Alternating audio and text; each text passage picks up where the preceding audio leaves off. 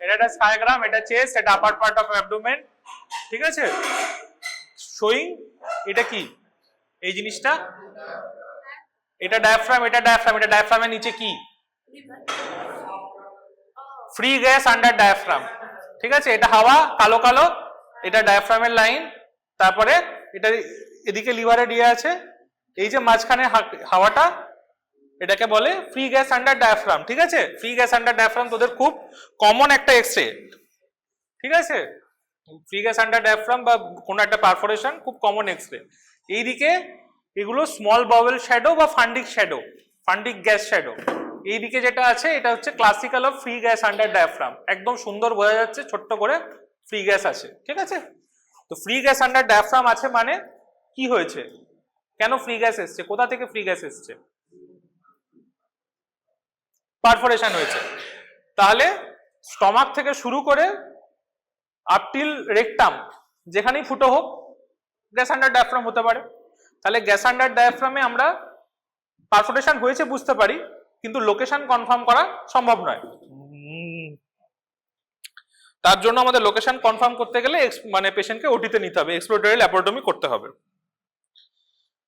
তাহলে যখন first question হবে যে যখন একটা এরকম গ্যাস আন্ডার ডায়াফ্রাম পেশেন্ট আসবে তখন ফার্স্ট কি করতে হবে, গ্যাস আন্ডার ডায়াফ্রাম পেশেন্ট কি নিয়ে আসবে, এপিগ্যাস্ট্রিক পেন নিয়ে আসতে পারে, আর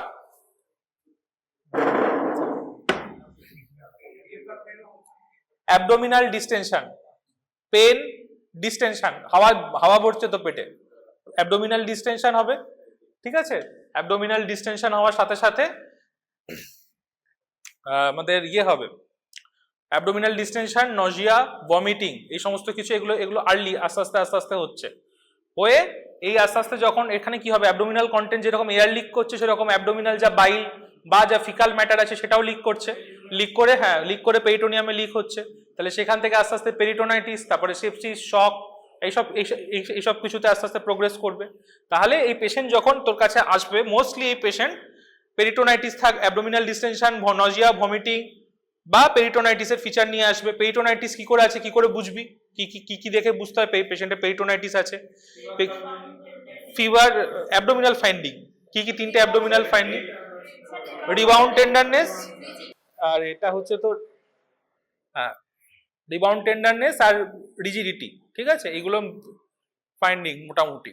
আচ্ছা, তাহলে এই পেশেন্ট এসছে, পেশেন্ট এরকম অ্যাবডোমিনাল ডিসটেনশন বা এরকম ফিচার লাইক পেরিটোনাইটিস, সেপসিস এরকম একটা পেশেন্ট এসছে যাকে তোর মনে হয়েছে সেটা তুই এক্সরে করিয়েছিস, এক্সরে করে এরকম এসছে ফ্রি গ্যাস আন্ডার ডায়াফ্রাম। এরপরে পেশেন্টকে ফার্স্ট লাইন অফ ম্যানেজমেন্ট কি করতে হবে, পেশেন্টকে ফার্স্ট লাইন অফ ম্যানেজমেন্টের মধ্যে অবশ্যই অ্যান্টিবায়োটিক, সবার আগে রিসাসিটেট করবি পেশেন্টকে, কারণ এই পেশেন্ট মোস্টলি কি খেতে পারছে না, কি খেতে পারবে, খেতে পারছে না, অ্যাবডোমেন বিশাল পেন হচ্ছে, কি করে খাবে, ঠিক আছে। তাহলে তাহলে এই পেশেন্ট ডিহাইড্রেশনে আছে, পেশেন্ট সেপসিস হলে এমনিও ডিহাইড্রেশন হবে, ঠিক আছে। তাহলে এই পেশেন্ট ডিহাইড্রেশনে থাকার জন্য প্রথমে ফ্লুইড রিসাসিটেশন দরকার। এর যে স্টমাক বা যেখানেই যাই হোক পারফোরেশন হোক সেই কন্টেন্ট কিছুটা হলেও ডিকম্প্রেশন করার জন্য একটা রাইলস টিউব দরকার। আর তুই যে রিসাসিটেট করছিস পেশেন্ট কতটা ডিহাইড্রেশনে আছে তার ইউরিন আউটপুট মনিটর করার জন্য একটা ক্যাথেটার করা দরকার। তাহলে রিসাসিটেট করব, রাইলস টিউব দেব, ক্যাথেটার করব, করে আমরা আইভি অ্যান্টিবায়োটিক্স এবার দিতে পারি, কোনো ফ্লুইড দিলাম, ফ্লুইডের সঙ্গে একটা আইভি অ্যান্টিবায়োটিক আমরা চার্জ করলাম, ঠিক আছে। করে এই পেশেন্টকে কি করতে হবে, এই পেশেন্ট ইউজুয়ালি কনজারভেটিভ ম্যানেজমেন্টে ঠিক হবে না, এই পেশেন্টকে আমাদের ওটিতে নিতে হবে, ঠিক আছে। ইউএসজি কেন করব, লোকেশন তুই ইউএসজি করেও প্রপার খুঁজে পাবি না, তো ইউএসজি কি তোকে কোথায় ফুটো হয়েছে এক্স্যাক্ট সেটা বলতে পারবে, কোনোদিন বলতে পারবে না, ঠিক আছে। হ্যাঁ, ইনভেস্টিগেশন অফ চয়েস এক্সরে করে ফ্রি গ্যাস আন্ডার ডায়াফ্রাম এসছে মানে পারফোরেশন আছে, তোকে রিসাসিটেট করতে হবে এবং তাকে ল্যাপারোটমি করতে হবে, ওটি করতে হবে, ঠিক আছে। এর কোনো সেকেন্ড অপশন নেই। তুই সিটি করেই বা হোক, তুই তুই সিটি করে এক্সট্রা কি বুঝতে পারবি, তুই সিটি করে যদি কোনো এটা এরকম যদি হয় যে অবস্ট্রাকশন থেকে পারফোরেশন হয়েছে, এরকম হয় তো যে একটা প্রক্সিমাল অবস্ট্রাকশন ছিল, একটা অবস্ট্রাকশন তার proximally gut dilated, distally gut collapsed, তাহলে ওই যে একটা অবস্ট্রাকশন বা স্ট্রাকচার আছে বা এরকম একটা কিছু, সেই যেখানে প্রক্সিমালি ডাইলেটেড সেইখানে একটা পারফোরেশন হলো, সেইখানে যদি তুই সিটি করিস, then only you can see the level of obstruction, কোথায় গিয়ে অবস্ট্রাকশনটা হয়েছে। যে এত দূর অব্দি স্মল বল বা লার্জ বল ডাইলেটেড ছিল, এরপরে গিয়ে কোল্যাপস, তাহলে মোটামুটি এই লেভেলে আমার ইয়ে আছে, অবস্ট্রাকশন আছে, তার সাথে আমি নিউমোপেরিটোনিয়াম দেখতে পাচ্ছি, মানে পারফোরেশন আছে। এটা সিটি স্ক্যানের রোল হতে পারে, কিন্তু সিটি স্ক্যান করতে গেলে পেশেন্টকে স্টেবল হতে হবে। পেশেন্ট অত স্টেবল হবে না, এই সমস্ত যাদের পারফোরেশন পেশেন্ট আছে তারা ইউজুয়ালি খুব ফাস্ট ডিটোরিয়েট করে। হ্যাঁ, তোকে এত সময়ই দেবে না যে তুই সিটি স্ক্যান করে এইসব অ্যাসেস করবি। তো মোস্টলি আমরা এক্স এর উপরে রিলাই করি। যদি পেশেন্ট খুব ভালো থাকে, খুব স্টেবল থাকলো, তাহলে ঠিক আছে, ভালো কথা, একটা তুই সিটি করতে পারিস। সিটি করে এক্সট্রা ফাইন্ডিং হিসেবে তুই এটাই পাবি যে যদি কোথাও একটা যদি কোনো সার্টেন লেভেল অফ অবস্ট্রাকশন থাকে, অবস্ট্রাকশন উইথ পারফোরেশন যদি থাকে, তাহলে লেভেল অফ অবস্ট্রাকশনটা তুই বুঝতে পারবি। এই হচ্ছে ব্যাপার। আচ্ছা, তাহলে এবার যে কোনো, আমি তো কি বলছিলাম যে কোনো পারফোরেশনই হতে পারে। এবার তাহলে লাইন ওয়াইজ আমাকে পরপর পারফোরেশনের ম্যানেজমেন্ট জানতে হবে। মোস্ট কমন যেটা হয় সেটা হচ্ছে গ্যাস্ট্রিক পারফোরেশন। গ্যাস্ট্রিক বা ডুওডেনাল আলসার পারফোরেট করে।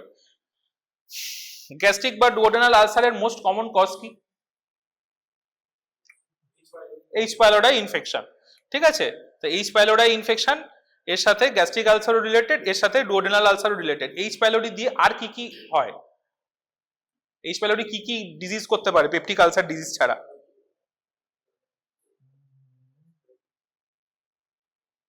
গ্যাস্ট্রাইটিস করতে পারে। কোন টাইপ অফ গ্যাস্ট্রাইটিস করে?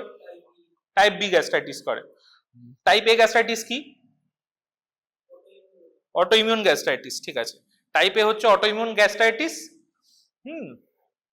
টাইপ বি হচ্ছে এই H pylori related gastritis, antral predominant বলে। ঠিক আছে, এছাড়া আর কি করতে পারে? গ্যাস্ট্রিক অ্যাডিনোকার্সিনোমা করতে পারে। তাছাড়া আর একটা কি করতে পারে? মলটোমা করতে পারে। ঠিক আছে, এই চারটে মেন স্পেসিফিক ওদের ডিজিজ। আচ্ছা, হলো এইচ পাইলোরি। এবার হচ্ছে তোর যেটা আমাদের ইয়ে আছে, যে গ্যাস্ট্রিক বা ডুওডেনাল আলসার, এগুলো তোকে জানতে হবে। প্রথমে ডুওডেনাল আলসার নিয়ে বলি, ইজি। ডুওডেনাল আলসার হচ্ছে মোস্টলি অ্যাসিড রিলেটেড আলসার। ঠিক আছে, হাইপার অ্যাসিড সিক্রিশনের জন্য ডুওডেনাল আলসার হয়। ঠিক আছে, তো যখন কোনো ডুওডেনাল আলসার, এমনি নর্মাল আলসার আছে, ডুওডেনাম একটা এমনি স্ট্রাকচার, D1 বা D2 নর্মাল স্ট্রাকচার, তার অ্যান্টিরিয়ার ওয়াল পারফোরেশন হতে পারে, পোস্টেরিয়র ওয়াল পারফোরেশন হতে পারে। যদি অ্যান্টিরিয়ার ওয়াল পারফোরেশন হয়, তাহলে তুই নিউমোপেরিটোনিয়ামটা পাবি। ঠিক আছে, তাহলে ডুওডেনাম তার অ্যান্টিরিয়ার ওয়াল পারফোরেট করেছে, তুই নিউমোপেরিটোনিয়াম পাবি। তোর ম্যানেজমেন্ট কি হবে? যখন ওটিটা করবি, কি ওটি করবি? নাম আছে একটা ওটিটার, তো গ্রাহামস প্যাচ রিপেয়ার, নাম শুনেছিস? তা গ্রাহামস প্যাচ লেখ, গ্রাহামস বা মডিফাইড গ্রাহামস প্যাচ রিপেয়ার, গ্রাহাম বা মডিফাইড গ্রাহাম প্যাচ রিপেয়ার। ঠিক আছে, তো গ্রাহামস প্যাচ রিপেয়ার কি জিনিস? গ্রাহামস প্যাচ মানে হচ্ছে, তোকে শব্দটা শুনেই বোঝা যাচ্ছে যে কিছু একটা নিয়ে গিয়ে প্যাচ, মানে কিছু একটা, গ্রাহামস প্যাচ রিপেয়ার, GRAHAM, গ্রাহামস প্যাচ রিপেয়ার। তার মানে কিছু একটাকে প্যাচ হিসেবে ব্যবহার করতে হবে, নিয়ে গিয়ে ওর মধ্যে বসিয়ে দিতে হবে।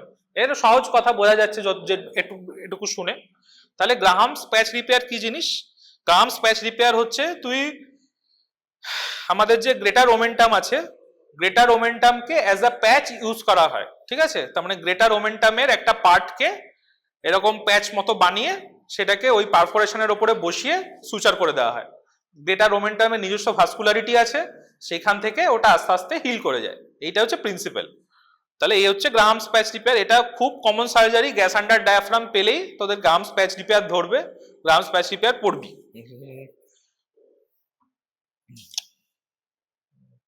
এবার যদি তোদেরকে সার্জারি বলতে হয় বা দেখাতে হয়, তোদেরকে একটা ছবি দেখিয়ে যদি বোঝানো যায় যে গ্রাহামস প্যাচ রিপেয়ার কি। ধর এটা স্টমাক, এটা ডুওডেনাম এরকম যাচ্ছে, এটা D1 এরকম জায়গায় ফুটো হয়েছে। ঠিক আছে, স্টমাকের গা থেকে এরকম করে গ্রেটার ওমেন্টাম ঝুলছে, এরকমই হয় ইউজুয়ালি। তাহলে এখানে ফুটো আছে, ফুটোতে কিছু স্টে সুচার নিতে হবে, এরকম একটা স্টে সুচার, এরকম একটা স্টে সুচার, এরকম একটা স্টে সুচার, তিনটে স্টে সুচার নেওয়া হলো। স্টে সুচার নেওয়ার পরে এই একটা গ্রেটার ওমেন্টামের একটা হেলদি ভালো পার্ট দেখে এটাকে এদিকে এরকম টেনে নিয়ে আসা হলো, টেনে নিয়ে এসে এগুলোকে এর ওপর এরকম সুচার করে দেওয়া হলো। এটাই হচ্ছে গ্রাহামস প্যাচ রিপেয়ার, আর কিছু না। বুঝতে পেরেছিস? এটাই সহজভাবে বোঝানোর জন্য ফুটোর মধ্যে বাইট নিয়ে নেওয়া হয় আগে, ঠিক আছে? এই যদি ফুটো থাকে, উপরে একটা বাইট নেবো, মাঝে একটা বাইট নেবো, নিচে একটা বাইট নেবো, তিনটে বাইট নিয়ে নিলাম। বাইট নিয়ে সুতোগুলোকে এরকম আলাদা আলাদা করে রেখে দিলাম, ঠিক আছে? সুতো আমি সেলাই মারিনি, আমি এরকম করে নিয়েছি, নিয়ে রেখে দিয়েছি। ফুটোর দুদিকে সুতো এরকম পড়ে আছে। এবার ওমেন্টামটাকে নিয়ে এলাম, ওর উপরে বসালাম, ওই ফুটোর উপরে বসালাম, বসিয়ে ওর আমি তো সুতো অলরেডি নিয়ে রেখেছি, যখন সেলাই করব ওর জিনিসটা ওর মধ্যে বসে যাবে, ঠিক আছে? এটাই হচ্ছে, হ্যাঁ ওটা ওরকমই থাকবে, ঠিক আছে? এটাই হচ্ছে গ্রাহামস প্যাচ রিপেয়ার। গ্রেটার ওমেন্টামের একটা, হ্যাঁ একটা হেলদি ভাস্কুলারাইজড পার্ট তোকে দেখে আইডেন্টিফাই করতে হবে, যেটা মোটামুটি ভাস্কুলারাইজড আছে, হেলদি পার্ট দেখে ওটাকে ওইভাবে সাটিয়ে দিতে হবে। না, কেটে দিলে ভাস্কুলারিটিটা থাকবে কি করে? আমার তো ভাস্কুলারিটিটা ইম্পর্টেন্ট, তাই না? কি কি কি ট্রাম ডিআইবি ফ্ল্যাপ, না ফ্ল্যাপটা আলাদা জিনিস, ও তো মাস্কুলার মোবিলাইজ করছে, ওটা আলাদা ব্যাপার। ওটা একটা একটা একটা নির্দিষ্ট ভেসেলের ওপরে ওটাকে মোবাইল করা হচ্ছে, হ্যাঁ। এখানে সেরকম নির্দিষ্ট কিছু নেই। ওমেন্টাম ইটসেলফ একটা ভীষণ ভাস্কুলার জিনিস, ঠিক আছে? তো ওটার একটা হেলদি ভাস্কুলার পার্ট দেখে, কারণ এগুলোতে কি হবে, এগুলোতে এরকম পেটে ইনফেকশন জমে না, ওমেন্টাম ইডিম্যাটাস হয়ে যায়। তো সব পার্ট যে হেলদি ভাস্কুলার থাকবে তা না, ওই জন্য একটা হেলদি ভাস্কুলার পার্ট দেখে সেই পার্টটা আইডেন্টিফাই করে সেটাকে ওর মধ্যে জুড়ে দেওয়া হয়। তাহলে এটা হচ্ছে মোটামুটি ডুওডেনাল আলসার। গ্যাস্ট্রিক আলসারের জন্য, আচ্ছা ডুওডেনাল আলসার, এটা হচ্ছে anterior duodenal ulcer. Posterior duodenal ulcer যদি হয়, পস্টেরিয়র ডুওডেনাল আলসার যখন পারফোরেট করবে ওটা রেট্রোপেরিটোনিয়ামে যাবে। তাহলে পস্টেরিয়র ডুওডেনাল আলসার যদি পারফোরেট করে ওটা রেট্রোপেরিটোনিয়ামে যাবে, এবং যেটা হবে যে এয়ারটা রেট্রোপেরিটোনিয়ামে লিক করবে। তাহলে এয়ার যদি রেট্রোপেরিটোনিয়ামে লিক করে সেইটা এইরকম এক্সরেতে বোঝা যাবে না, হ্যাঁ। তুই যদি একটা ল্যাটারাল অ্যাবডোমিনাল এক্সরে করিস তাহলে গ্যাস অ্যারাউন্ড রাইট কিডনি পাওয়া যায়। রাইট কিডনি ডুওডেনাম ডান দিকে আছে, পস্টেরিয়রলি গ্যাস গেছে, তুই একটা ল্যাটারাল ভিউ এক্সরে করেছিস অ্যাবডোমেনের, তুই গ্যাস অ্যারাউন্ড রাইট কিডনি দেখতে পাবি। সেটাকে বলে রেনাল ভেল সাইন, ঠিক আছে? রেনাল ভেল সাইন। আর অনেক সময় ওখান থেকে শুধু যে এয়ার যাবে তা না, ডুওডেনামে যে বাইল আছে, যা ফুড মেটেরিয়ালস আছে, ওগুলোও যাবে, গিয়ে ওখানে জমে ওখানে পাস বা ইনফেকশন হবে, সেখানে পেশেন্টের পেন হবে। এই পেনটা অনেকটা অ্যাকিউট অ্যাপেন্ডিসাইটিসের পেনকে মিমিক করে, কিন্তু কিন্তু ওখানে হয়নি, মানে ডিফেক্ট কিন্তু ওখানে নয়, অ্যাপেন্ডিক্সে কিছু হয়নি, কিন্তু অ্যাপেন্ডিসাইটিসের মতো পেন হচ্ছে, কারণ ওটা মোস্টলি ওই সেম এরিয়া, মানে সেম ডার্মাটোম দিয়ে সাপ্লাই হয়, ওই জন্য পেন একই জায়গায় হবে। তো mimics pain of acute appendicitis, এটার জন্য এটাকে একটা সিনড্রোম নাম দিয়েছে ভ্যালেন্টিনো সিনড্রোম, মুখস্থ রাখতে পারলে রাখবি, ঠিক আছে? তাহলে অ্যান্টেরিয়র ডুওডেনাল আলসার যদি পারফোরেট করে তার জন্য নিউমোপেরিটোনিয়াম, তার জন্য গ্রাহামস প্যাচ। পস্টেরিয়র ডুওডেনাল আলসার যদি পারফোরেট করে তার জন্য এই সিনড্রোম গুলো হবে। কিন্তু পস্টেরিয়র ডুওডেনাল আলসারকে আমি ম্যানেজ করব কি করে? পস্টেরিয়র ডুওডেনাল আলসারে গিয়ে তুই বসাতে পারবি, প্যাচ বসাতে পারবি না। ডুওডেনামের পিছনে প্যাচ বসানো যাবে না। তাহলে পস্টেরিয়র ডুওডেনাল আলসারের জন্য না, ওটা আছে সেরোসাল বা করা যায় অনেক, যদি লার্জ ডুওডেনাল পারফোরেশন হয় তখন।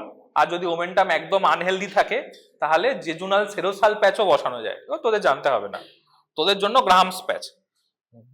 জেজুনাল সেরোসাল প্যাচ বসানো যায়।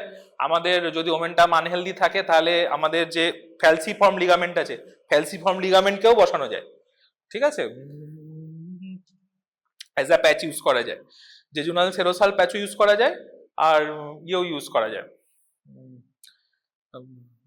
আমাদের এই ফ্যালসিফর্ম লিগামেন্টও ইউজ করা যায়। কিন্তু ওগুলো তোদের যদি এমনি জিজ্ঞেস করে যে আর কি প্যাচ হিসেবে ইউজ করা যেতে পারে, তখন তোরা বলবি যে স্যার জেজুনামের সেরোসা প্যাচ হিসেবে ইউজ করা যেতে পারে, আর প্যাচ হিসেবে ইউজ করা যেতে পারে, আমাদের ফ্যালসিফর্ম লিগামেন্ট ইউজ করা যেতে পারে। জেজুনাম হাইলি ভাস্কুলার একটা অর্গান, আর আমি থ্রু জেজুনাম বাইট নিচ্ছি না। আর জিনিসটা মানে এরকম নয় যে জাস্ট জেজুনামটা নিয়ে গেলাম আর বসিয়ে দিলাম, ওরকম নয় কিন্তু ব্যাপারটা। আমাকে রু এন্ড ওয়াই করতে হবে, মানে ডিস্টাল পার্টটা কেটে ওর মধ্যে মেসোকোলন রেন্ট নিয়ে গিয়ে ওখানে বসিয়ে করতে হবে, চাপের জিনিস। ঠিক আছে, মধ্যে মানে মধ্যে কথা এরকম নয় যে ওখানে একটা যে এমনি এখান থেকে জেজুনাম তুলে নিয়ে গেলাম ওখানে সেলাই করে দিলাম, ব্যাপারটা ওরকম নয়। তোকে রুএন ওয়াই করতে হয়। রুএন ওয়াই মানে ডিস্টাল কেটে ডিস্টালটাকে নিয়ে গিয়ে ওখানে প্যাচ হিসাবে ইউজ করতে হয়। প্রক্সিমাল আর ডিস্টালের মধ্যে একটা অ্যানাস্টোমোসিস। আচ্ছা ঠিক আছে, যাকগে, তোকে যদি জিজ্ঞেস করে যে কি করা যায়, তোকে বলবে যে জেজুনাম সেরোসাল ইউজ করা যেতে পারে, আর আমাদের ফ্যালসিফর্ম লিগামেন্ট ইউজ করা যেতে পারে প্যাচ হিসেবে। এই গেল। এবার পস্টিরিয়র ডুওডেনাল আলসার যদি হয় তাহলে পস্টিরিয়র ডুওডেনাল আলসারের জন্য কি করব? পস্টিরিয়র ডুওডেনাল আলসার তোর কাছে রিপেয়ার ছাড়া সেরকম কোনো অপশন কিন্তু নেই, তোকে পস্টিরিয়র ডুওডেনাল আলসার রিপেয়ার করতে হবে। ঠিক আছে, প্রাইমারি রিপেয়ারটাই ওয়ান অ্যান্ড অনলি অপশন। যদি খুব বড় হয়, রেকারেন্ট হয়, হ্যাঁ, তাহলে অনেক সময় বা পেশেন্ট যদি অনেক লেট প্রেজেন্টেশন করে, যখন আর প্রাইমারি রিপেয়ার করার মতো অবস্থায় নেই, যদি ডিলেট প্রেজেন্টেশন হয়, ওখানে বাইল জমে লিক হয়ে ডুওডেনাম ওখানে ইডিমা হয়ে ইনফেকশন হয়ে ওয়াল ফ্রাইবেল হয়ে যাবে, ওই ওয়ালে তুই যদি সুচার করিস ওই সুচার হোল্ড করবে না, ওই সুচার খুলে যাবে। তো তখন যেটা করা যেতে পারে সেটা হচ্ছে একটা টিউব ডিওডোনোস্টমি বলে একটা প্রসিডিওর হয়।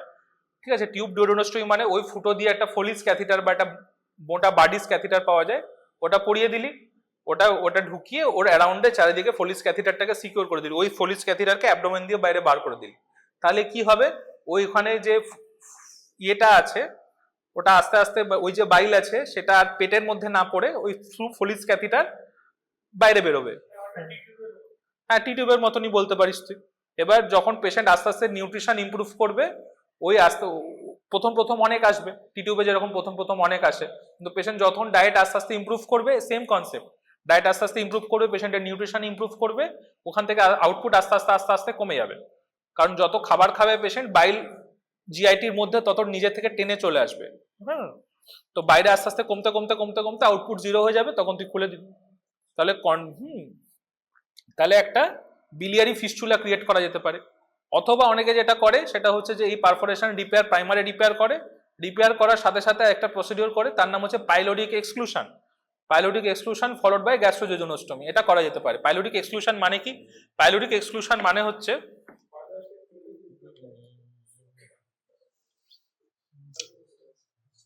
এই ধর স্টমাক, ঠিক আছে, এরকম ডুওডেনাম, এখানে এরকম জায়গাতে আবার পারফোরেশন হয়েছে, ঠিক আছে, তো এই পারফোরেশনটাকে এরকম রিপেয়ার করেছিস, রিপেয়ার করার পরে ডুওডেনোজেজুনোস্টমিও করা যেতে পারে, কিন্তু খুব টেকনিক্যালি চ্যালেঞ্জিং প্রসিডিওর, করতে অনেক সময় লাগে, পেশেন্ট অতক্ষণ ঠিকঠাক থাকবে না। আর এবার তোর এখানে স্টমাকের এখানে এরকম একটা রেন্ট বানাবি তো গ্যাস্ট্রোজেজুনোস্টমি করার জন্য, অ্যান্টেরিয়ার স্টমাকে রেন্ট করার পরে এই রেন্টের যে ডিস্টাল মুখ, এই জায়গাটায় পাইলোরাস, হ্যাঁ, এইখানে গিয়ে পাইলোরাসের এখানে এরকম সুচার নিতে হবে। ঠিক আছে, এখানে একটা সুচার, এখানে একটা সুচার, এখানে একটা সুচার, এখানে একটা সুচার, এরকম করে পার্স স্ট্রিং সুচার বলে। পাইলোরাসের অ্যারাউন্ডে একটা পার্স স্ট্রিং সুচার নিয়ে পাইলোরাসটাকে বন্ধ করে দিতে হবে, যাতে এই দিক দিয়ে কোনো বাইল না যায়, এই দিক দিয়ে কোনো ফুড মেটেরিয়াল না যায়। কি হয়েছে? পাস্টিং সুচার, এগুলো তো ওটি না হলে কি করে দেখাবো। পাস্টিং সুচার মানে একবার এরকম ধর তুই ভাব এটা স্টমাক, এখানে অ্যাবডোমেনে ঢুকেছিস, এরকম করে একবার ঘুরে বেরোলি, বেরোনোর পরে যেখান দিয়ে বেরিয়েছিলি সেখান দিয়ে আবার পাশেরটা আবার ঢুকলি বেরোলি, এরকম করে গোটা সার্কেল করে এরকম ঢুকতে হবে বেরোতে হবে, ঢুকতে হবে বেরোতে হবে করে, এইদিকে একটা এন্ড আছে আর এইদিকে একটা এন্ড আছে, দুটো এন্ডকে যখন তুই সুচার করবি পুরো মুখটা এরকম বন্ধ হয়ে যাবে। ঠিক আছে, তো এটা একটা পাস্টিং সুচার নিয়ে পুরোটা বন্ধ করে দেওয়া হয়, যাতে কোনো ফুড মেটেরিয়াল এদিক দিয়ে না যায়। আর এইখানে একটা জেজুনাম লুপ নিয়ে এসে গ্যাস্ট্রোজেজুনোস্টমি করে দেওয়া হয়, যাতে এদিক দিয়ে সব চলে যায়, বাইলও এদিক দিয়ে সব চলে যায়, তাহলে এই জায়গাটা ইয়ে হয়ে যায়, যাতে এই জায়গাটায় কোনো কিছু যাবে না, এই জায়গাটায় খাবার যাচ্ছে না, বাইলও যাচ্ছে না, তাহলে ওই জায়গাটা সব থেকে ফ্রি, ওই জায়গাটা আস্তে আস্তে ওভার দ্য টাইম হিল করে যাবে। এটা যদি অনেক সময় লার্জ ফ্রাইবেল পারফোরেশন হয়, অ্যাটেম্প নেওয়া যেতে পারে। বা যদি তোর প্রাইমারি পারফোরেশন লিক করে, তুই হামস প্যাচ রিপেয়ার করেছিস, ধর প্যাচ রিপেয়ার করার পরও ওখান দিয়ে বাইল আসছে, বাইল লিক হচ্ছে, তখন as a second non procedure হিসেবে তুই এটা করবি।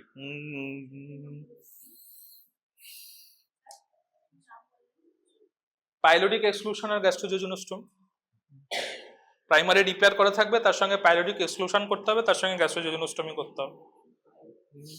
তাহলে এই গেল মোটামুটি ডুওডেনাল আলসার। আর পস্টিরিয়র ডুওডেনাল আলসার ব্লিডও করতে পারে, যদি পস্টিরিয়র ডুওডেনাল আলসার ব্লিড করে দুবার এন্ডোস্কোপিক ম্যানেজমেন্ট করতে হবে। যদি এন্ডোস্কোপিক ম্যানেজমেন্ট করেও ঠিক না হয় দেন ওপেন করে ওপেন ডুওডেনোটমি করে ফিগার অফ 8 সুচার নিতে হবে যেখান থেকে ব্লিডিং হচ্ছে সেই জায়গার উপরে। Usually gastroduodenal artery main supply করে ওই জায়গাটাকে, তো গ্যাস্ট্রোডুওডেনাল আর্টারি কোনো একটা ব্রাঞ্চ থেকে ব্লিডিং হবে। তো অনেকে গ্যাস্ট্রোডুওডেনাল আর্টারি যেখান থেকে অরিজিন হচ্ছে সেখানে তাকে টাই অফ করে দিতে পারে, সেটাও করতে পারে, অথবা খুলে ওখানে ফিগার অফ 8 সুচার নিতে পারে, যেটা যেরকম প্রেফার করে। অনেকে ডুওডেনোটমি করা প্রেফার করে না, কারণ ডুওডেনাম কাটলে অনেক সময় রিপেয়ার ঠিক মতো হয় না, তো লিক করার চান্স থাকে, তো অনেকে ডুওডেনোটমি করে না। ডুওডেনোটমি না করে তুই কি করতে পারিস, ডুওডেনামটাকে মোবিলাইজ করে গ্যাস্ট্রোডুওডেনাল আর্টারি কোথা থেকে বেরোচ্ছে সেই সোর্সটাকে আইডেন্টিফাই করে গ্যাস্ট্রোডুওডেনাল আর্টারি সোর্সটাকে বন্ধ করে দিবি, কারণ মোস্টলি ওই ব্লিডিং গ্যাস্ট্রোডুওডেনাল আর্টারি থেকেই হচ্ছে। যদি গ্যাস্ট্রোডুওডেনাল আর্টারি অ্যাট অরিজিন বন্ধ করে দিস, যেখান থেকে বেরোচ্ছে হেপাটিক আর্টারি থেকে, ডুওডেনাল আলসার। গ্যাস্ট্রিক আলসার নিয়ে যেটা বলা, গ্যাস্ট্রিক আলসারের ক্লাসিফিকেশন আছে, ক্লাসিফিকেশনটা জানতে হবে। ক্লাসিফিকেশন হচ্ছে Johnson and Johnson classification. Johnson and Johnson না, শুধু জনসনই আর কি। তো জনসন ক্লাসিফিকেশনটা কি বলছে? ক্লাসিফিকেশন বলছে যে স্টমাক আলসার 5 ধরনের হয়। টাইপ 1 আলসার হচ্ছে, হ্যাঁ, লেসার কার্ভেচারের ওপরে, এটা হচ্ছে টাইপ 1 আলসার। ঠিক আছে, এরকম যদি এটা পাইলোরাস হয় একদম লেসার কার্ভেচারের ওপরে পিপাইলোরিক রিজিয়নে, এটা হচ্ছে টাইপ 1 আলসার, এটা হচ্ছে most common type of ulcer. ঠিক আছে, টাইপ 2 আলসার হচ্ছে আমার এখানে এরকম প্রিপাইলোরিক রিজিয়নে আলসার প্লাস ডুওডেনাল আলসার, এটা হচ্ছে দুটো একসাথে মিলে টাইপ 2। ঠিক আছে, টাইপ 3 হচ্ছে অনলি প্রিপাইলোরিক, যদি শুধু একটা থাকে সেটা হচ্ছে টাইপ 3।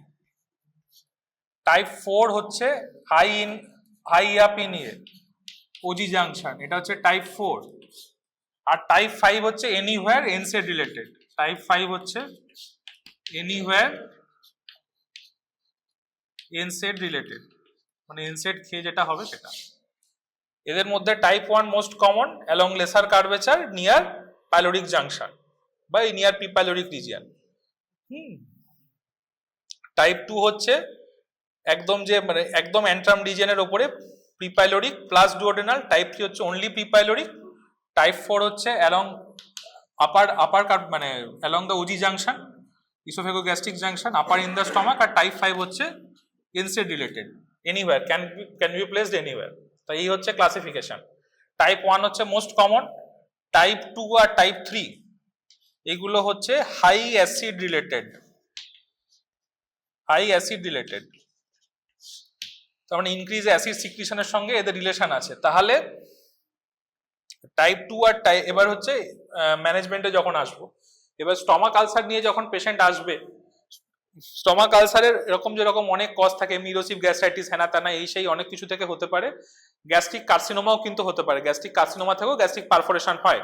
ওজন্য যখন কোনো ডুওডেনাল পারফোরেশন আসবে, আমি কিন্তু কোনো বায়োপসির কথা বলিনি, কিন্তু যখন কোনো গ্যাস্ট্রিক পারফোরেশন আসবে সেই গ্যাস্ট্রিক পারফোরেশনে বায়োপসি কিন্তু মাস্ট, কারণ গ্যাস্ট্রিক পারফোরেশন কার্সিনোমা থেকে হতে পারে। তুই পারফোরেশন এর উপরে একটা প্যাচ বসিয়ে চলে এলি, তারপরে দেখা গেল যে ওটা ইয়ে ছিল, ওখানে কার্সিনোমা ছিল, ওটার কোনো মানে নেই। ঠিক আছে, তো একটা বায়োপসি তোকে নিতেই হবে। এবার এই পেশেন্টকে এই পেশেন্টগুলো ম্যানেজ কি করে হবে? ডুওডেনাল আলসার যেরকম আমরা দেখলাম যে প্যাচ বসিয়ে ম্যানেজ হয়ে যায়, গ্যাস্ট্রিক আলসারও এই প্রিপাইলোরিক রিজনই মোস্ট কমনলি যদি থাকে, ঠিক আছে, এই আলসারগুলো এবং পেশেন্ট যদি আনস্টেবল হয় তাহলে এই আলসারগুলো তো আইদার প্যাচ, মানে এই প্রিপাইলোরিক রিজন মানে টাইপ 1, 2, 3 পেশেন্ট যদি আনস্টেবল হয়, আনস্টেবল পেশেন্ট 1, 2, 3 তুই বা 5 যদি নিয়ার এখানে মানে এই জাংশনে এখানে কাছাকাছি হলে মোমেন্টামটাকে এইভাবে নিয়ে এসে বসানো যায় বেসিক্যালি। তো এখানে যদি আনস্টেবল পেশেন্ট হয় সেম গ্রাহামস প্যাচ রিপেয়ার। কিন্তু যদি বডি বা এই ওপরের দিকে বা এই যে টাইপ 4 এইগুলো, এইখানে প্যাচ বসানোর সেরকম কোনো রোল নেই, এইগুলোতে ট্রিটমেন্ট হচ্ছে প্রাইমারি রিপেয়ার। কিন্তু তুই প্রাইমারি রিপেয়ারই কর, প্যাচই বসা, যাই কর, আগে বায়োপসি মাস্ট। বায়োপসি ভুললে হবে না, ডুওডেনাল আলসারে বায়োপসি লাগে না। প্রাইমারি রিপেয়ার মানে এমনি সেলাই করে দিবি, রিপেয়ার করে দিবি। আবার প্রাইমারি রিপেয়ার মানে এখানে পারফোরেশন আছে, একটু মার্জিন ফ্রেশ করে কেটে নিয়ে সুচার সুচার সুচার সুচার, তারপর টাইট টাইট টাইট টাইট হয়ে গেল। হ্যাঁ, ও যদি খুব বড় পারফোরেশন হয় তখন তোকে এখানে গ্যাস্ট্রোজেজনোস্টমি করে দিতে হবে। লার্জ পারফোরেশন হলে ও প্যাচ টিকবে না, ঠিক আছে। লার্জ পারফোরেশন হলে সেক্ষেত্রে বেটার হচ্ছে গ্যাস্ট্রোজেজনোস্টমি করে দেওয়া। মোস্টলি তোদের জন্য প্যাচ বা সার্জারি। এবার সার্জারিটার কনসেপ্টে আসছি, পেশেন্ট আনস্টেবল হলে তোরা আইদার প্যাচ বা এমনি প্রাইমারি রিপেয়ার। পেশেন্ট যদি স্টেবল হয় তাহলে টাইপ 1 এর জন্য ডিস্টাল গ্যাস্ট্রেক্টমি, ঠিক আছে। টাইপ 2-3 এর জন্য টিবিজিজে, ট্রাঙ্কাল ভেগোটমি গ্যাস্ট্রোজেজনোস্টমি। টাইপ 4 এর জন্য কিছু সার্জারি আছে, পৌশেট, সেন্ডেস। এবার টাইপ 1 এ আলসারটা কোথায় হচ্ছে? এরকম জায়গায় আলসার আছে লেসার কার্ভেচারের উপরে, তুই এখান থেকে বাদ দিয়ে দিবি distal gastrectomy followed by gastrojejunostomy. Type 2-3 increased acid related ulcer. তাহলে এখানে তুই কি করবি? এখানে তুই ট্রাঙ্কাল টিবি মানে ট্রাঙ্কাল ভেগোটমি, মানে ভেগোটমি করে দিলে অ্যাসিড কমে যাবে, প্লাস একটা গ্যাস্ট্রোজেজনোস্টমি, প্লাস এটা অবশ্যই এটা রিপেয়ার করতে হবে, পারফোরেশন রিপেয়ার করে ট্রাঙ্কাল ভেগোটমি গ্যাস্ট্রোজেজনোস্টমি। ট্রাঙ্কাল ভেগোটমি করবি, ট্রাঙ্কাল ভেগোটমি করলে পাইলোরাসের ইয়ে হবে না, পাইলোরাস দিয়ে ফুড মুভ করবে না, সেই জন্য আমাকে একটা গ্যাস্ট্রোজেজনোস্টমি করতে হবে। তাহলে টাইপ 2 আর 3 হচ্ছে অনলি যেখানে ট্রাঙ্কাল ভেগোটমি কোনো লাভ দেবে। আগেকার দিনে কি হতো, গ্যাস্ট্রিক আলসার নিয়ে এলেই যেরকম দেখিস, যদি ওয়ার্ডে এরকম পেশেন্ট আসবে যাদের এরকম 50-60 বছর বয়স, তাদের পেটে দেখবি এরকম একটা মিডিয়ান এরকম কাটা আছে, ঠিক আছে। ওদের জিজ্ঞেস করবি কি অপারেশন হয়েছিল, বলবে গ্যাস্ট্রিক আলসারের অপারেশন হয়েছিল। আগেকার দিনে আলসার হলেই ট্রাঙ্কাল, ওই মাঝখানে ছিল 90, এগুলো 85-90 কি 80s-90s এরকম চলতো যে ট্রাঙ্কাল ভেগোটমি আর গ্যাস্ট্রোজেজনোস্টমি করে দেবে। এখন এই জিনিসটা নেই, এখন বলেছে অনলি টাইপ 2 অ্যান্ড টাইপ 3 আলসারে ট্রাঙ্কাল ভেগোটমির কোনো লাভ আছে, বাকি কোনো ট্রাঙ্কাল ভেগোটমির কোনো লাভ নেই। টাইপ 4 এ একদম ওপরের দিকে যেহেতু বা এরকম ওপরের দিকে হাই আপ আলসার হচ্ছে, সেই জন্য অলমোস্ট সাবটোটাল বা টোটাল গ্যাস্ট্রেক্টমি করতে হয়। এখানে দুটো প্রসিডিওর আছে, পৌশেট আর সেন্ডেস বলে, ঠিক আছে। পৌশেট হচ্ছে এরকম আর সেন্ডেস হচ্ছে এরকম। মানে এই যদি স্টমাক হয়, এখানে যদি এরকম আলসার থাকে, এই আলসারটা নিয়ে এরকম ওয়েজ ডিসেকশন করা, এটাকে বলে ওয়েজ ডিসেকশন অফ আলসার। তার সঙ্গে গ্যাস্ট্রোজেজনোস্টমিও হচ্ছে, মানে গ্যাস্ট্রেক্টমিও হয়ে যাচ্ছে, ওয়েজ ডিসেকশন হচ্ছে, এটাকে বলে পৌশেট। আর এইটাকেই যদি আমি এরকম সোজা কেটে বেরিয়ে যাই বা এরকম অলমোস্ট হোল গ্যাস্ট্রেক্টমি করে দিই, এটাকে বলে সেন্ডেস।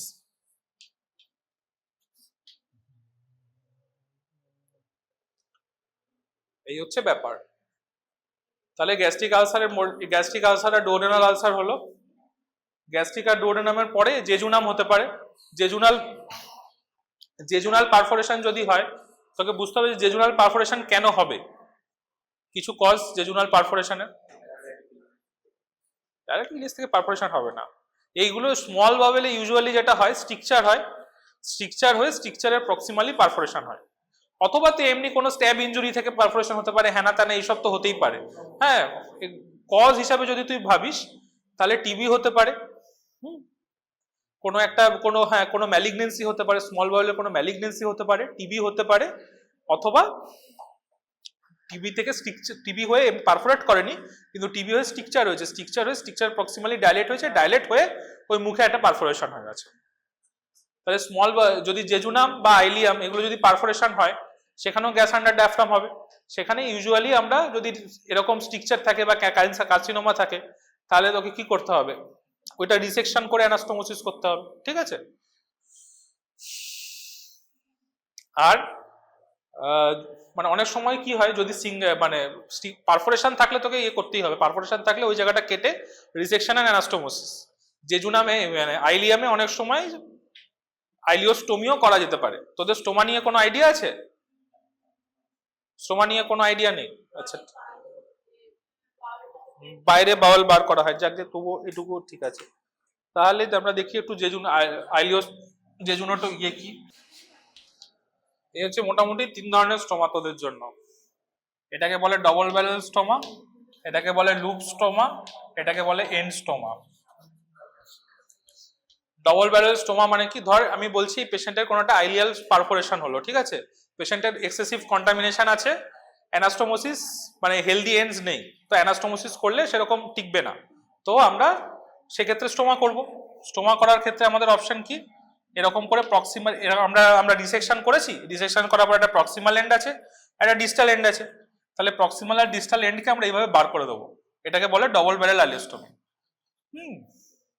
এবার বার করার জন্য কোথায় বের করব, তোদের হিসেব সহজ হিসেবে একটা স্টোমা ট্রায়াঙ্গেল, ঠিক আছে, কিউবিক সিম্পাইসিস, এএসআইএস, আম্বিলিকাস, এইটাকে বলে, এই জায়গার মধ্যে, এই ট্রায়াঙ্গেলের মধ্যে তোকে স্টোমার জন্য স্কিনে ইনসিশন দিয়ে ফুটো করতে হবে, এবং এটা প্রেফারেবলি ল্যাটারাল টু রেকটাস, এই যে রেকটাস শীত আছে তার ল্যাটারালি, ঠিক আছে। এই হচ্ছে মোটামুটি স্টোমার কোন জায়গায় আইডিয়াল, কোন জায়গায় স্টোমা করবি, ঠিক আছে। তো এটা হচ্ছে ডবল ব্যারেল আইলিওস্টোমি। ডবল ব্যারেল আইলিওস্টোমির তাহলে দেখা যাচ্ছে একটা প্রক্সিমাল এন্ড আছে, একটা ডিস্টাল এন্ড আছে। প্রক্সিমাল এন্ড দিয়ে তো তুই যেটা খাবি সেটাই বেরিয়ে আসবে। ডিস্টাল এন্ডটাকে কেন বার করে রাখা হয়েছে? ডিস্টাল এন্ডের কি ফাংশন? প্রক্সিমাল এন্ড দিয়ে তুই যেটা খাচ্ছিস, তুই তো ডিস্টাল এন্ডটাকে নাও বার করতে পারতিস, ডিস্টাল এন্ডটাকে বন্ধ করে রেখে দিতে পারতিস। ডিস্টাল এন্ডটাকে কাজ করে হচ্ছে মিউকাস ফিস্টুলা হিসেবে। মিউকাস ফিস্টুলা মানে হচ্ছে ডিস্টাল এন্ড থেকে, মানে ওখানে তো একটা ধর আইলিওস্টোমি করেছিস, তাহলে একটা রিমেনিং পার্ট অফ আইলিয়াম তো পড়ে আছে, প্লাস কোলন পড়ে আছে, সেখান থেকে গ্ল্যান্ডের ডেলি সিক্রিশনস হবে, সেই সিক্রিশন গুলো কোথায় যাবে? হ্যাঁ, বা যদি আইলিয়াম থাকে, আমি ধরলাম না হয় কোলনের সিক্রিশন না হয় অ্যাবজর্ব হয়ে গেল বা নিচ দিয়ে বেরিয়ে গেল, আইলিয়ামের সিক্রিশন কোথায় যাবে? ওই সিক্রিশন জমবে এবং ওখানে ব্লাইন্ড লুপ সিনড্রোম হবে। হ্যাঁ, তো ওই সেটা যাতে না হয় সেই জন্য এটাকে বের করে দিতে বলে। এটা হচ্ছে ডবল ব্যারেল। তাহলে ডবল ব্যারেল কখন করা হচ্ছে? যখন আমরা ডিসেকশন করে দিয়েছি, ডিসেকশন করে আমরা অ্যানাস্টোমোসিস না করে আমরা এই দুটো এন্ডকে বার করে দিচ্ছি। এটা হচ্ছে লুপ স্টোমা। লুপ স্টোমা মানে কি? লুপ স্টোমা মানে ধর আমরা এলএআর মানে কি? লো অ্যান্টেরিয়র ডিসেকশন,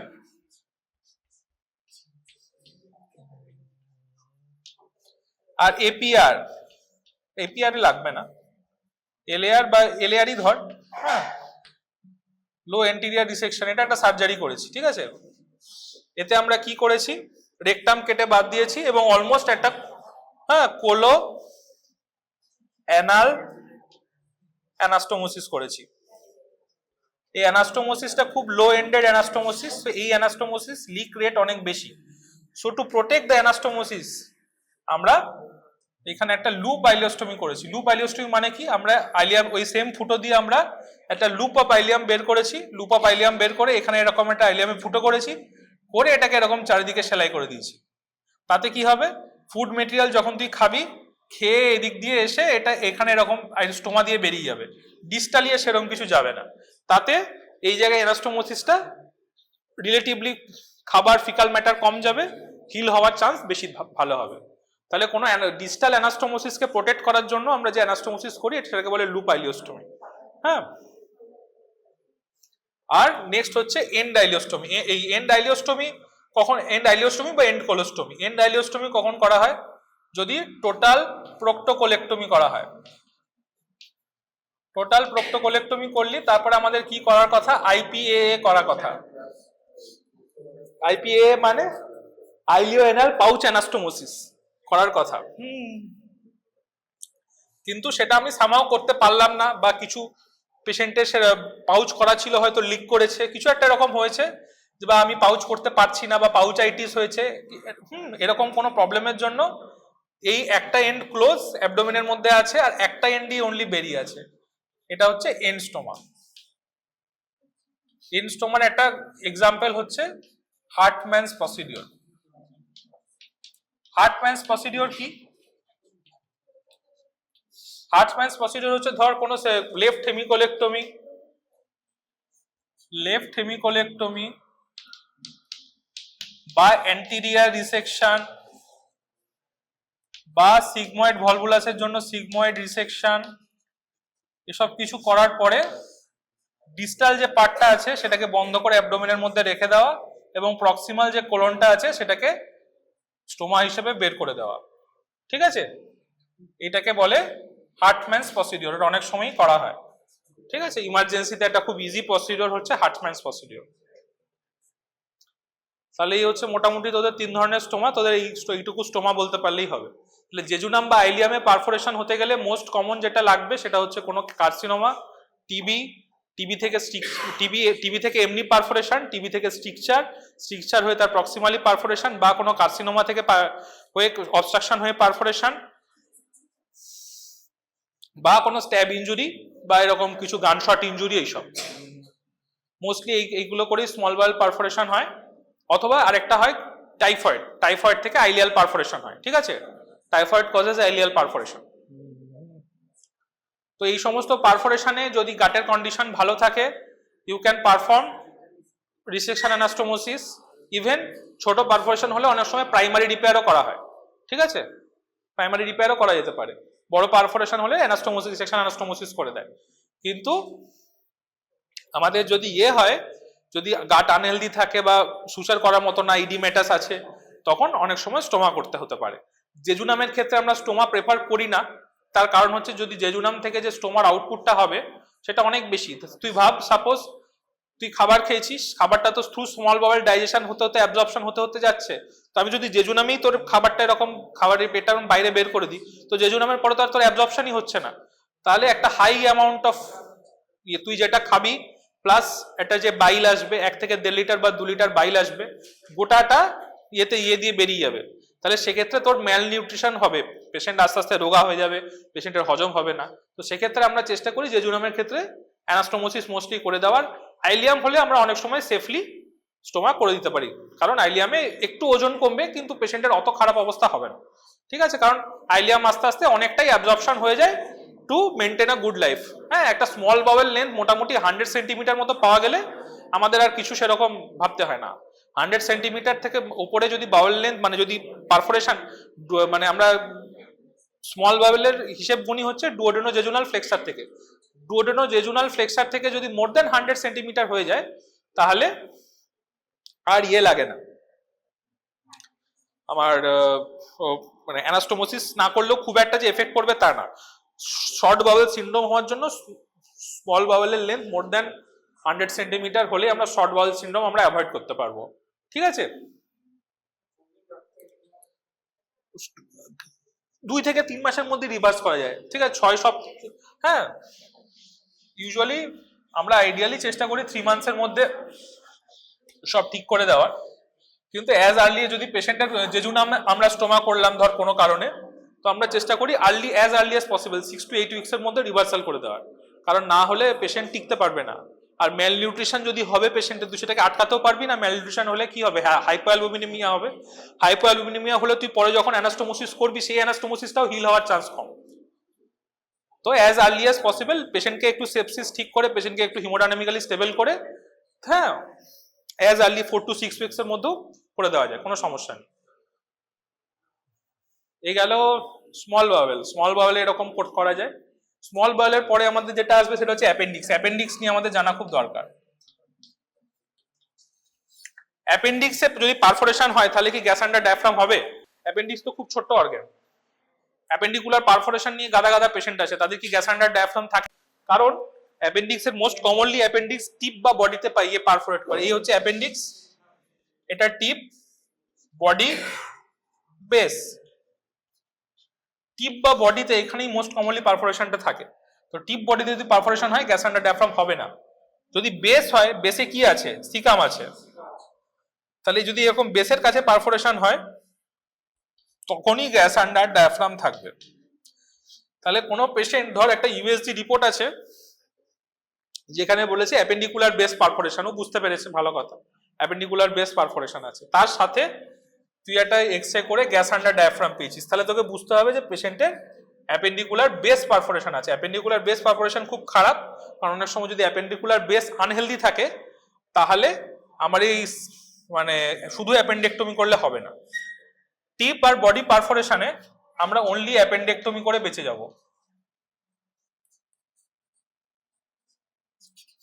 কিন্তু যদি বেস পারফোরেশন হয়, স্পেশালি যদি সিকাল ওয়াল ইনভলভ করে নেয়, তাহলে শুধু করলে হবে না। তাহলে সেক্ষেত্রে কি করতে হবে? সেক্ষেত্রে ওই সিকাম রাখার কোনো মানে নেই, ঠিক আছে? সিকাম অ্যাসেন্ডিং কোলন বাদ দিয়ে ইউজুয়ালি আমরা লিমিটেড রাইট কোলেক্টমি, এতে আমরা চেষ্টা করি সিকাম আর অ্যাসেন্ডিং কোলন বাদ দিয়ে দেওয়ার। তাহলে করে সিকাম অ্যাসেন্ডিং কোলন বাদ দিয়ে দিলে আইলিও ট্রান্সভার্স অ্যানাস্টোমোসিস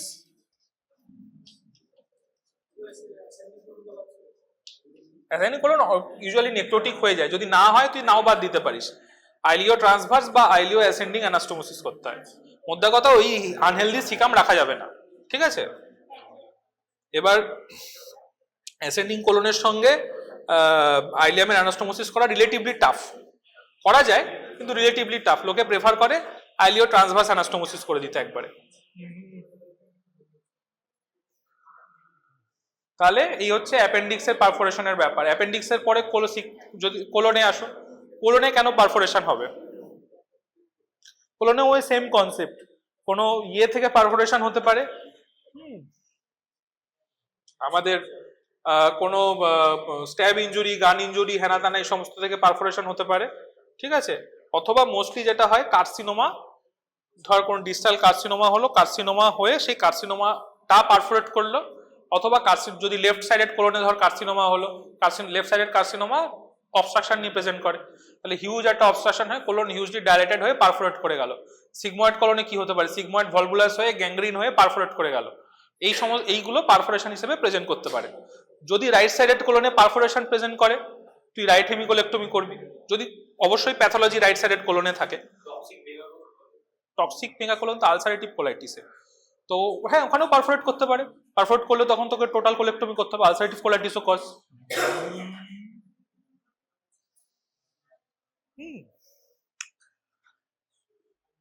আচ্ছা, এটা গেল কোলন। তাহলে যদি রাইট সাইডেড কোলনে হয় তোকে রাইট হেমিকোলেক্টমি করতে হবে, তো লেফট সাইডেড কোলনে হয় লেফট হেমিকোলেক্টমি করতে হবে। যদি সিগময়েডে হয়, সিগময়েডে ইউজুয়ালি কি হয়? সিগময়েড ভলভুলাস হয়। সিগময়েড ভলভুলাসের ম্যানেজমেন্ট কি? এখানে সিগময়েড ভলভুলাসের এক্সরে নেই, কিন্তু যদি সিগময়েড ভলভুলাসের আসতে পারে, মানে জোগাড় হলে হয়ে যাবে। সিগময়েড ভলভুলাস কি জিনিস? What is sigmoid volvulus? কি কি টুইস্ট হয়? সিগময়েডটা টুইস্ট হয়ে যায়, কেন টুইস্ট হবে?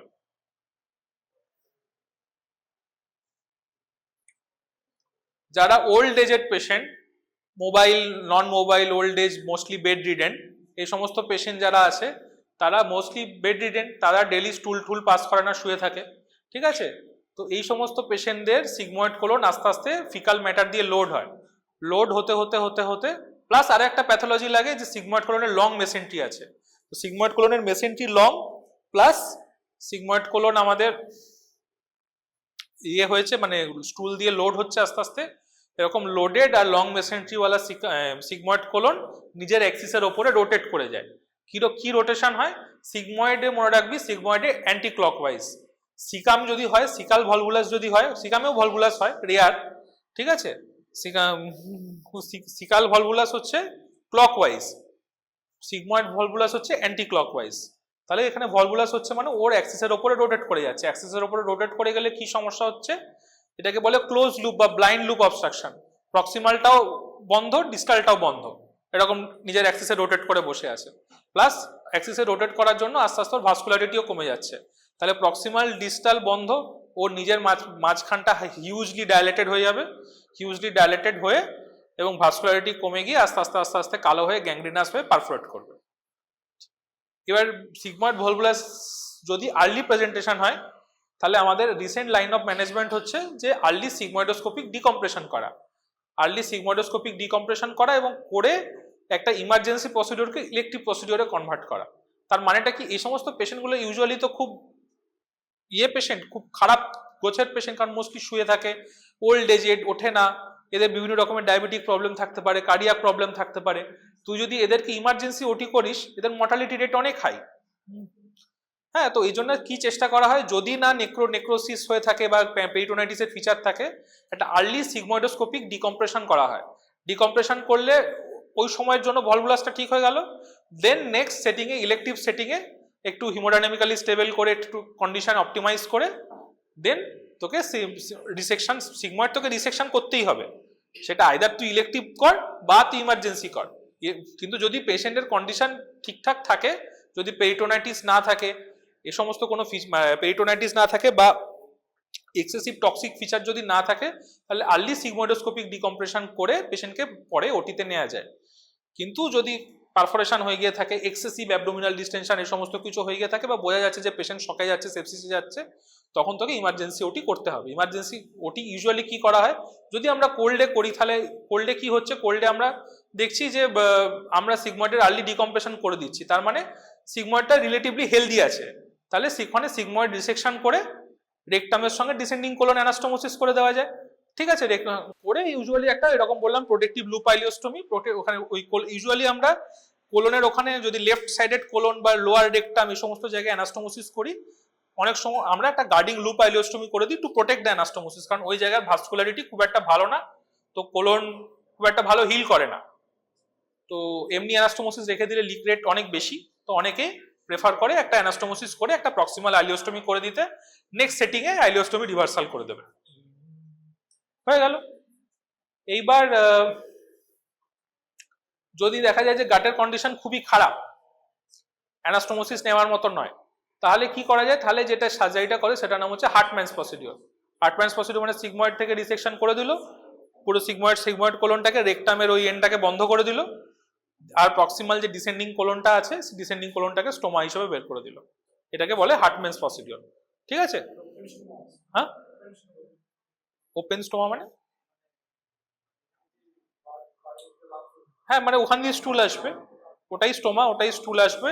পরে যদি কোনোদিন পেশেন্ট স্টেবল হয়, তাহলে হার্টম্যান রিভার্সাল, ওটা রিভার্সালও করা যায়, হার্টম্যান রিভার্সাল করতে হবে। বাট হার্টম্যান রিভার্সাল কি রিলেটিভলি ডিফিকাল্ট, তার কারণ এইরকম লোয়ার কোলনে গিয়ে অ্যানাস্টোমোসিস করা, হ্যানা ত্যানা করা, এসব ডিফিকাল্ট। প্লাস সেকেন্ড টাইম ওটি হচ্ছে যখন পেশেন্টের অ্যাডিশন হয়ে থাকবে, তো অ্যানাস্টোমোসিস করা ডিফিকাল্ট। ওই জন্য লোকে কি করে, যদি গাট কন্ডিশন হেলদি থাকে, প্রাইমারিলি অ্যানাস্টোমোসিসটা করে দিয়ে আইলিওস্টমি করে দেয়। Ileostomy reversal is lot easier than Hartmann reversal. এই হচ্ছে ব্যাপার সিগময়েড কোলন। এবার রেকটামে যদি পারফোরেশন হয়, রেকটামেও ওইভাবে পারফোরেশন হয়। রেকটামে ইউজুয়ালি কি কিভাবে পারফোরেশন হয়, রেকটামে পারফোরেশন ক্যান্সার থেকে হতে পারে। একটা খুব কমন কজ হচ্ছে ফরেন বডি ইনডিউসড। অনেকেই অনেক কাছে যারা স্মাগলিং বা এই সমস্ত ইয়ের সাথে জড়িত, তারা বিভিন্ন ধরনের ফরেন বডি নিজে ঢুকিয়ে, তোরা দেখবি, হ্যাঁ সব আসে, যে বিভিন্ন ধরনের ফরেন বডি তারা ইন্ট্রোডিউস করে। হ্যাঁ, তো এই সমস্ত ফরেন বডি টরেন বডি অনেক সময় থেকে গিয়ে পারফোরেট করে যায়। তো এই ধরনের এই কেসগুলো রেকটাল পারফোরেশন নিয়ে আসে, অথবা ক্যান্সার থেকে তো পারফোরেশন হতেই পারে, সেটা অবশ্যই, অথবা এই সমস্ত প্রসিডিওরগুলোতে কোলোনোস্কোপি করতে গিয়েও একটা 0.5 রিস্ক অফ পারফোরেশন থাকে, কোলোনোস্কোপি করে পোস্ট কোলোনোস্কোপি পারফোরেশনও হতে পারে। ঠিক আছে, তো কোলোনিক যে কোনো প্রসিডিওরে, তো রেকটাম যদি পারফোরেশন হয়, যদি রেকটামের, তো কি দেখবি আপার রেকটামটাই শুধুমাত্র ইন্টারপেরিটোনিয়াল, মিডল রেকটামের অনলি অ্যান্টেরিয়ার পার্ট আর হচ্ছে ইন্টারপেরিটোনিয়াল, তারপরে জিনিসটা পেরিটোনিয়ামের বাইরে চলে যাচ্ছে। যদি পেরিটোনিয়ামের নিচে পারফোরেশন হয়, তো কিছু করতে হবে না, কারণ ও অসুবিধা কিছু হচ্ছে না। কিন্তু যদি পেরিটোনিয়াল ব্রিজ থাকে, তখন ওই পারফোরেশনটা রিপেয়ার করতে হবে। ওই পারফোরেশন রিপেয়ার করে, ওখানে তুই অ্যানাস্টোমোসিস কিছু করতে পারবি না, কিছু ইয়েও করতে পারবি না, তোকে ওই পারফোরেশনটা প্রাইমারি রিপেয়ার করে তার প্রক্সিমালি একটা আইলিওস্টমি অনেকে করে দেবে। ঠিক আছে, হ্যাঁ ধর এরকম জায়গায় কোনো পারফোরেশন হলো, এরকম একদম লোয়ার রেকটামে, এই আপার রেকটামে, তো আপার রেকটামে পারফোরেশন হলো, সেটাকে পারফোরেশনটা রিপেয়ার করলো, রিপেয়ার করে ওই পারফোরেশনটা যাতে লিক না করে, তার জন্য এদিকে একটা আইলিওস্টমি করে দিল। ঠিক আছে, পরে ওই 2-3 মাস পরে আবার আইলিওস্টমি রিভার্সাল করে দিল আবার। তাহলে এই হচ্ছে gas under abdominal x-ray erect view showing air fluid level. হ্যাঁ, অনেকগুলো এয়ার ফ্লুইড লেভেল দেখা যাচ্ছে। কতগুলো এয়ার ফ্লুইড লেভেল দেখা যাচ্ছে মোটামুটি? এটা একটা, দাঁড়া আমি দেখছি, এটা একটা, এটা দুটো, এটা তিনটে, এটা চারটে, এটা পাঁচটা, পাঁচটা মতো এয়ার ফ্লুইড লেভেল দেখা যাচ্ছে। ঠিক আছে, তাহলে এটা কি, এটা কি নির্দেশ করছে? এটা স্মল বাওয়েল অবস্ট্রাকশন। ঠিক আছে, কেন আমি বলছি স্মল বাওয়েল আর লার্জ বাওয়েল একসাথে দেখে কি করে ডিফারেন্সিয়েট করব? আর এটা একটা পয়েন্ট মারলাম আমি।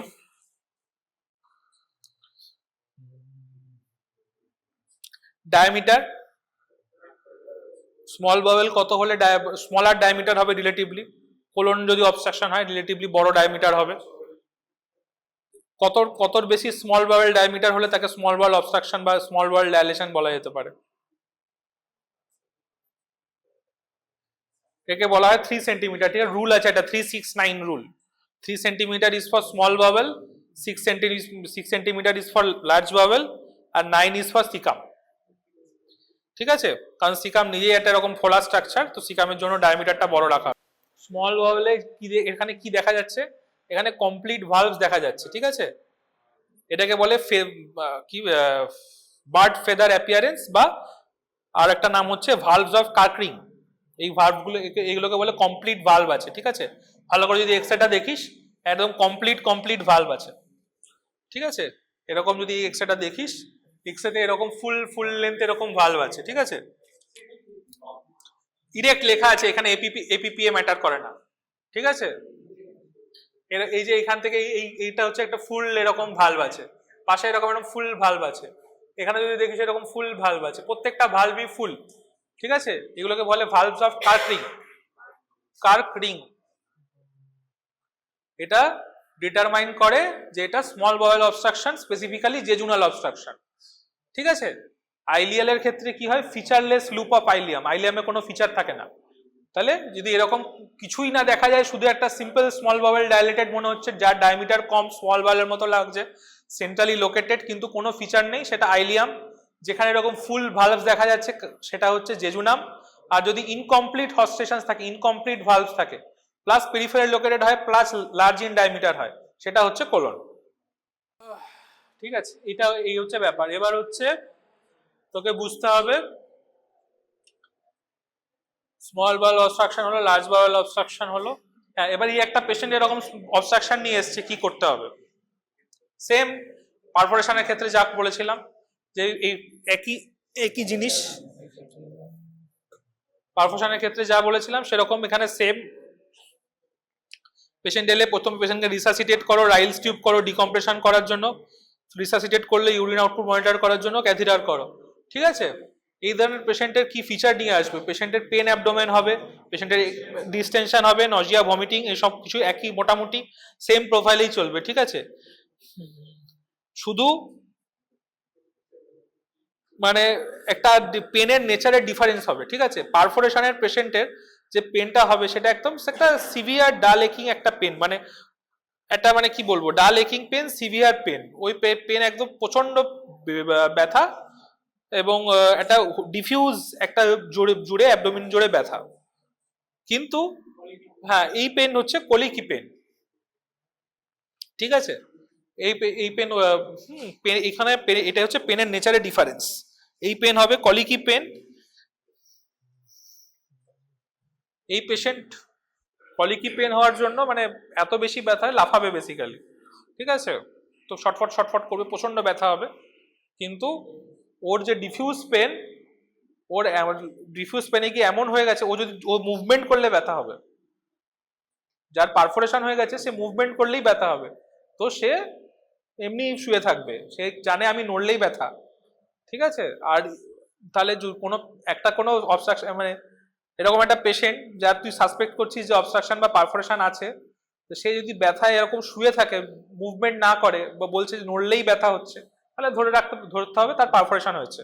আর যদি সে তার প্রচন্ড ব্যথা, সে বেডে ছটফট করছে, তাহলে তার এখনো অবস্ট্রাকশন আছে। ঠিক আছে, নাহলে মোটামুটি প্রোফাইল কিন্তু সেমই, কিন্তু জাস্ট পেনের নেচারটা ডিফারেন্স। আচ্ছা, তো স্মল বাওয়েল অবস্ট্রাকশন এগুলো করার পরে পেশেন্ট রিসাসিটেট করার পরে তোকে আলটিমেটলি ল্যাপারোটমির জন্য নিতে হবে। স্মল বাওয়েল অবস্ট্রাকশনে তোকে এখনই কজ বললাম, স্ট্রিকচার হতে পারে, কোনো টিউমার হতে পারে, হ্যাঁ, টিউবারকুলাস হতে পারে, কোনো স্ট্রিকচার হতে পারে। যদি সিঙ্গেল স্ট্রিকচার হয়, এবার ম্যানেজমেন্টের কোশ্চেনে আসছে, যদি কোনো ধরা যায় শুধু স্ট্রিকচার আছে, কোনো পারফোরেশন নেই, হ্যাঁ, আগেটাই কি ছিল, পারফোরেশন ছিল, আমরা ডিসেকশন অ্যানাস্টোমোসিস করছিলাম বা স্টোমা করছিলাম, এখানে দেখা গেল একটা স্ট্রিকচার আছে, শুধু একটা সিঙ্গেল স্ট্রিকচার আছে, স্ট্রিকচার ছিল, স্ট্রিকচারের জন্য এরকম হয়েছে, অবস্ট্রাকশন হয়েছে, এটা এরকম পুরো, হ্যাঁ, তাহলে যদি সিঙ্গেল স্ট্রিকচার আছে, ধর এরকম একটা ইয়েতে স্মল বাওয়েলে বা আইলিয়ামে একটা এরকম স্ট্রিকচার হয়েছে, স্ট্রিকচার হওয়ার জন্য proximal small bowel jejunum dilated হয়ে এরকম একটা প্রেজেন্টেশন নিয়ে এসছে, তাহলে সেক্ষেত্রে কি করা যেতে পারে, সেক্ষেত্রে করতে হতে পারে স্ট্রিকচারও প্লাস্টিক। সেক্ষেত্রে কিন্তু আমরা অনেক সময় রিসেকশন, যদি সিঙ্গেল স্ট্রিকচার থাকে তুই রিসেকশন অ্যানাস্টোমোসিস করবি না, যেটা করবি সেটা হচ্ছে স্ট্রিকচারও প্লাস্টিক। স্ট্রিকচারও প্লাস্টিক কি জিনিস? স্ট্রিকচারও প্লাস্টিক মানে হচ্ছে, ধরা যাক এটা স্মল বাওয়েল ডাইলেটেড আছে, এখানে একটা এরকম স্ট্রিকচার আছে, তারপরে বাওয়েল এরকম কোল্যাপস আছে, তাহলে আমার এই পার্টটার কিছু একটা ওটি করতে হবে। এই পার্টের যে বাওয়েলটা আছে, এটা এটা এটা হচ্ছে ধর এই স্ট্রিকচার পার্টের বাওয়েলটা, এই বাওয়েলটাকে আমি অ্যান্টি মেসেন্ট্রিক বর্ডারে, এটা ধর মেসেন্ট্রি লেগে আছে, অ্যান্টি মেসেন্ট্রিক বর্ডার বরাবর এরকম বাওয়েলের লাইন বরাবর লঙ্গিচুডালি ইনসিশন দেব। ইনসিশন দেওয়ার পরে ক্লোজ করার সময় আমরা এরকম ট্রান্সভার্সলি ক্লোজ করব, ঠিক আছে? ক্লোজ করার সময় এইভাবে ক্লোজ করব, ইনসিশন দেওয়ার সময় এই হচ্ছে স্মল বাওয়েল, তুই এইভাবে স্মল বাওয়েলের উপর লঙ্গিচুডালি এরকম ইনসিশন দিয়েছিস, ঠিক আছে? তাহলে স্মল বাওয়েলটা কি হয়েছে, এরকম করে খুলে গেছে, ধর এটা। এইবার যখন ক্লোজ করা শুরু করবি, এইভাবে ক্লোজ করবি, তুই তো এইভাবে ক্লোজ করতে পারতিস, কিন্তু এইভাবে ক্লোজ করা যাবে না, তাহলে তো ডায়ামিটারটা বাড়বে না, আমাকে ডায়ামিটার বাড়াতে হবে জায়গাটা, হ্যাঁ, তাহলে আমি এরকম লঙ্গিচুডালি ইনসিশন দিয়ে ক্লোজ করার সময় এরকম ভার্টিক্যালি ক্লোজ করব, ঠিক আছে? এরকম এই যে ফুটোটা হয়ে আছে, এরকম এরকম এরকম এরকম করে ক্লোজ করতে করতে যাব, তাতে ডাইলেশন হবে, তাতে কি হবে, এই জায়গাটা এরকম করে ডাইলেট হয়ে যাবে, ফাইনাল লুকটা আমি এই যে আমি যে এরকম এঁকেছি এরকম হয়ে যাবে, এরকম ডাইলেট হয়ে যাবে, ঠিক আছে? এটাকেই বলে স্ট্রিকচার ও প্লাস্টিক। যদি সিঙ্গেল স্ট্রিকচার থাকে you can perform a strictureplasty. যদি এরকম দেখে মাল্টিপল স্ট্রিকচার আছে, তখন তো সব জায়গায় স্ট্রিকচার ও প্লাস্টিক করবো বললে হবে না। যদি শর্ট সেগমেন্ট মাল্টিপল স্ট্রিকচার থাকে, শর্ট সেগমেন্ট কিন্তু মাল্টিপল স্ট্রিকচার ক্রনস ডিজিজে অনেক সময়ই হয়, ঠিক আছে? তখন তুই রিসেকশন অ্যানাস্টোমোসিস করবি। কিন্তু যদি দেখা যায় লং সেগমেন্ট, অনেকটাই সেগমেন্ট জুড়ে পরপর পরপর স্ট্রিকচার হয়েই আছে, তাহলে তোকে যে স্ট্রিকচার গুলোতে জন্য সব স্ট্রিকচার ফুল থিকনেস স্ট্রিকচার হবে না, যে স্ট্রিকচার গুলোর জন্য অবস্ট্রাকশন হচ্ছে সেই স্ট্রিকচার গুলো স্ট্রিকচার ও প্লাস্টিক করে দিতে হবে। কারণ ধর যদি মানে লং সেগমেন্ট যদি হয়, তুই যদি গোটা লং সেগমেন্টের জন্য ডিসেকশন করতে যাস, তাহলে তো শর্ট বাওয়েল সিনড্রোম হয়ে যাবে, অনেকটা বাওয়েল ডিসেকশন করতে হবে, শর্ট বাওয়েল সিনড্রোম হয়ে যাবে। টু অ্যাভয়েড দিস, যেগুলোতে শুধুমাত্র অবস্ট্রাকশন হচ্ছে, যেগুলো কমপ্লিট স্ট্রিকচার হয়ে গেছে, সেগুলোরই শুধু স্ট্রিকচার ও প্লাস্টিক করা হবে। এই ক্রনস ডিজিজে অনেক পেশেন্টদের এরকম স্ট্রিকচার হয়, ক্রনস ডিজিজে হয় অনেক পেশেন্টদের এরকম স্ট্রিকচার হয়, তাদের মাল্টিপল সেটিং এ স্ট্রিকচার ও প্লাস্টিক করতে হয়। মানে আজকে হয়তো এরকম তিনটে অবস্ট্রাকশন, মানে তিনটে আমার মনে হচ্ছে ফুল লেন্থ স্ট্রিকচার আছে, সেগুলো আমি স্ট্রিকচার ও প্লাস্টিক করলাম, 6 মাস 1 বছর পরে আবার তার নতুন তিনটে স্ট্রিকচার হলো, তাদের আবার স্ট্রিকচার ও প্লাস্টিক করলাম, ওরকম করে চলতে থাকে, ঠিক আছে? এই হচ্ছে স্ট্রিকচার ও প্লাস্টিক ব্যাপার। আর যদি শর্ট সেগমেন্ট স্ট্রিকচার থাকে, তো অনেকগুলো মাল্টিপল পরপর স্ট্রিকচার আছে, তুই ডিসেকশন করে দিতে পারিস, কোনো ব্যাপার না, ঠিক আছে? তো আইলিয়ামের স্ট্রিকচার বা স্ট্রিকচার হয় টিবি থেকে হবে না, ট্রমা থেকে স্ট্রিকচার হওয়া খুব টাফ, ঠিক আছে? ইউজুয়ালি টিউবারকুলার হয়, টাইফয়েড থেকে ইউজুয়ালি আলসার হয়, সেই আলসার হিল করে অনেক সময় হলেও হতে পারে, বা ওই আলসার মোস্টলি পারফোরেটও করে যেতে পারে, হ্যাঁ, অথবা কোনো কার্সিনোমা বা কোনো অবস্ট্রাকশন থেকে হতে পারে, ঠিক আছে? এই হচ্ছে স্মল বাওয়েল এর কজ। বাওয়েলের টাইপ বোঝার জন্য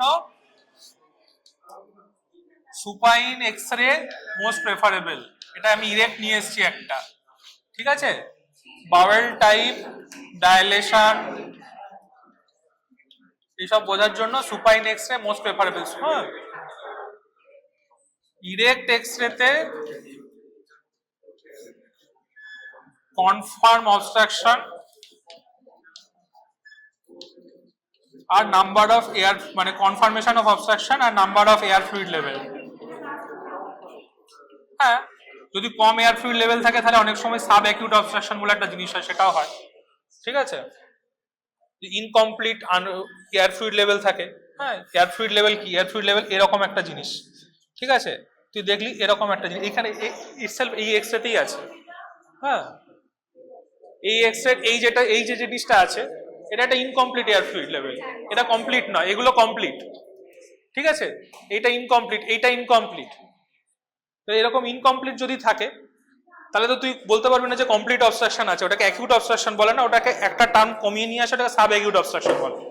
হ্যাঁ, তাহলে অ্যাকিউট অবস্ট্রাকশন আছে কিনা নাম্বার অন, তাহলে অ্যাকিউট অবস্ট্রাকশন আছে কিনা, এয়ার ফ্লুইড লেভেল কতগুলো আছে এটা গোনার জন্য হচ্ছে ইরেক্ট, মানে আমাদের বলে ইরেক্ট সুপাইন দুটোই করতে। ইরেক্টে আমরা হ্যাঁ এয়ার ফ্লুইড লেভেল চেক করতে পারবো, কিন্তু কোন ধরনের বাওয়েলে হয়েছে, কতটা ডাইলেশন হয়েছে এটা বোঝার জন্য সুপাইন।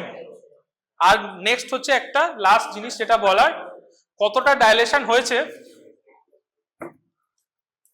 কতটা ডাইলেশন হয়েছে বোঝার জন্য তোকে তো 369 বললাম, পরীক্ষায় তো তুই এক্স এ নিয়ে যাবি না, স্কেল নিয়ে যাবি না এটা 3 মাপার জন্য। তো তোকে জিজ্ঞেস করবে যে কোথাও কিছু ব্যবস্থা আছে মাপার জন্য, এখানে সাইডে একটা স্কেল আছে, এই স্কেলে দেখ এটা 20 সেন্টিমিটার স্কেল করা আছে। ঠিক আছে, এখানে এটা 5 সেন্টিমিটার, এটুকু হলে এরকম 3 সেন্টিমিটার এরকম। হ্যাঁ, তাহলে এই 3 সেন্টিমিটার তুই এরকম 3 সেন্টিমিটারে বসিয়ে দেখ কত মিলে যাবে। তো এখানে মাপার জন্য স্কেল আছে, 20 সেন্টিমিটার স্কেল করা আছে, তুই ইজিলি দেখে এখান থেকে আইডেন্টিফাই করে কতটা ডাইলেশন হয়েছে তুই মেপে বলতে পারিস। ঠিক আছে, তো তোকে অলরেডি এক্স এর মধ্যে স্কেল দেয়া থাকে, তোকে আলাদা করে স্কেল আনতে হবে না।